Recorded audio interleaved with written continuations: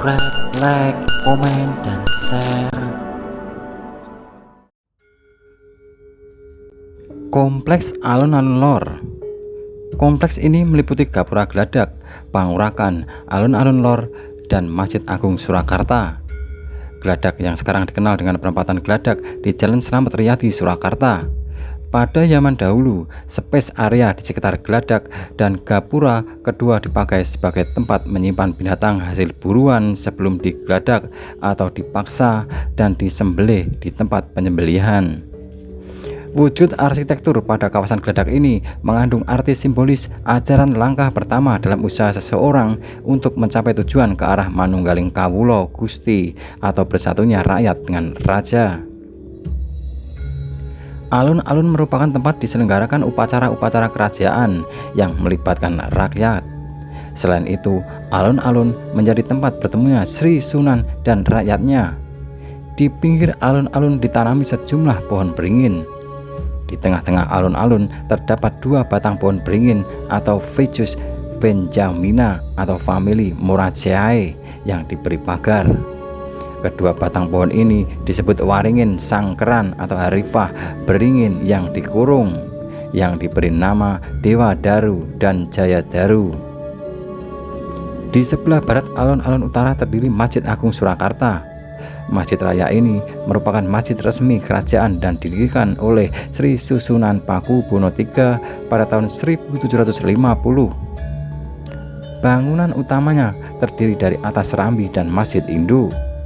Di sebelah utara alun-alun terdapat bangsal kecil yang disebut Balai Pewatangan dan Balai Pekapalan. Tempat ini pada zaman dahulu dipergunakan oleh prajurit dan kudanya untuk beristirahat setelah berlatih.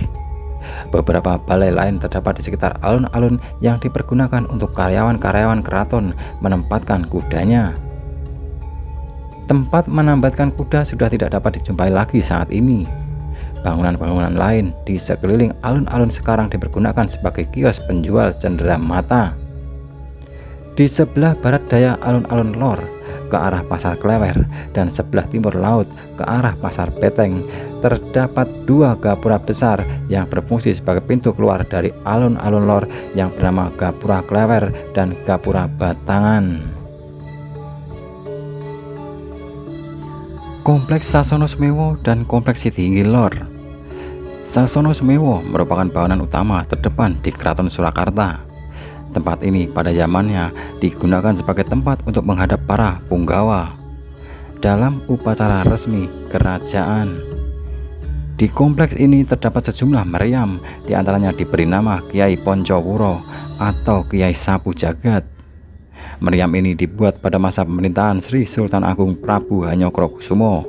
Di sebelah selatan Sasono Sumewo terdapat kompleks Sitihinggil. Sasono Sumewo sendiri adalah bangunan yang berada di sebelah selatan Pohon Waringin Gung dan Waringin Binatur.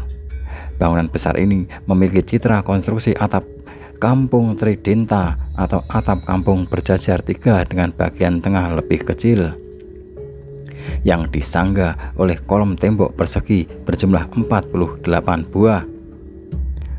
Atap dan langit-langit bangunan ini terbuat dari bahan seng, sedangkan lantai bangunan ini ditinggikan dan diplester. Sesuai dengan namanya, pagelaran atau area terbuka dan Sasono adalah tempat atau rumah, Sumewo adalah menghadap. Fungsi Sasono Sumewo pada zaman dulu adalah sebagai tempat menghadap Bupati Dalem, para bupati dan atau Bupati Anom ke bawah golongan luar. Kegiatan menghadap Sri Sunan tersebut biasanya dilakukan pada saat-saat seperti Hari Besar Bakdo Mulut yang diselenggarakan 3 kali dalam setahun, ulang tahun Sri Sunan, peringatan naik tahta, dan sebagainya. Sitihinggil merupakan suatu komplek yang dibangun di atas tanah yang tinggi. Dari sekitarnya, komplek ini memiliki dua gerbang, satu di sebelah utara yang disebut dengan Kori Wijil dan satu di sebelah selatan yang disebut dengan Kori Renteng. Pada salah satu anak tangga Sitihinggil, sisi utara terdapat sebuah batu yang dahulu digunakan sebagai tempat pemenggalan kepala para tersangka yang menerima hukuman mati, disebut dengan Selo Pamecat. Bangunan utama di kompleks Siti Hinggil ini adalah Sasono Sewoyono yang digunakan para pembesar dalam menghadiri upacara kerajaan.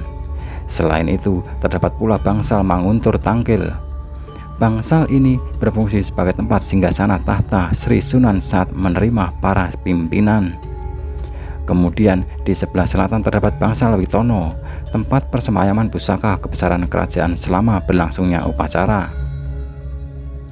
Bangsal yang terakhir ini memiliki suatu bangunan kecil di tengah-tengahnya yang disebut dengan Kerobongan Bale Manguneng, tempat persemayaman pusaka keraton Kanjeng Nyai Sentomi, sebuah meriam yang konon dirampas oleh tentara Mataram dari VOC saat menyerbu Batavia.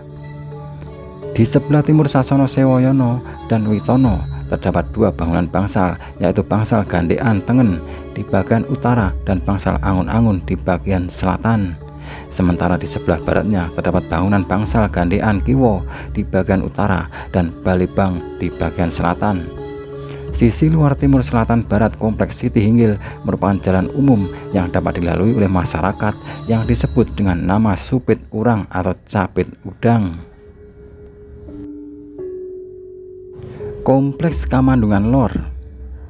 Kori Brajanolo atau Kori Kapit merupakan pintu gerbang masuk utama dari arah utara ke dalam halaman Kamandungan Lor. Gerbang ini sekaligus menjadi gerbang Cepuri atau komplek dalam istana yang dilingkungi oleh dinding istana yang disebut Baluwarti yang menghubungkan jalan Supit Urang dengan halaman dalam istana. Gerbang ini dibangun oleh Sri Susunan Pakubuwono III dengan gaya limasan Semar Tinandu. Semar Tinandu merupakan gerbang yang memiliki atap trapesium seperti joglo tanpa tiang dan hanya ditopang oleh dinding yang menjadi pemisah satu kompleks dengan kompleks berikutnya. Kompleks Sri Manganti Lor. Untuk memasuki kompleks ini dari sisi utara harus melalui sebuah pintu gerbang yang disebut dengan Kori Kamandungan Lor. Di depan sisi kanan dan kiri gerbang yang bernuansa warna biru dan putih ini terdapat dua arca. Di sisi kanan dan kiri pintu besar ini terdapat cermin besar dan di atasnya terdapat suatu hiasan yang terdiri dari senjata dan bendera yang di tengahnya terdapat lambang kerajaan. Hiasan ini disebut dengan Gendero Pulo Klopo atau Gendero Gulo Klopo. Kompleks Kedaton. Kori Sri Manganti Lor menjadi pintu untuk memasuki kompleks Kedaton dari utara. Pintu gerbang yang dibangun oleh Sri Susunan Pakubuwono IV pada tahun 1792 ini disebut juga dengan Kori Ageng. Bangunan ini memiliki kaitan erat dengan panggung Sangga Buwono secara filosofis. Pintu yang memiliki gaya limasan Semar Tinandu ini digunakan untuk menunggu tamu-tamu resmi kerajaan. Kompleks Kamagangan Sri Manganti Kidul, Kamandungan Kidul, serta Siti Hinggil Kidul. Dari kompleks Kedaton ke arah selatan terdapat Kori Sri Manganti Kidul yang merupakan akses utama untuk menuju kompleks Magangan atau Kamagangan.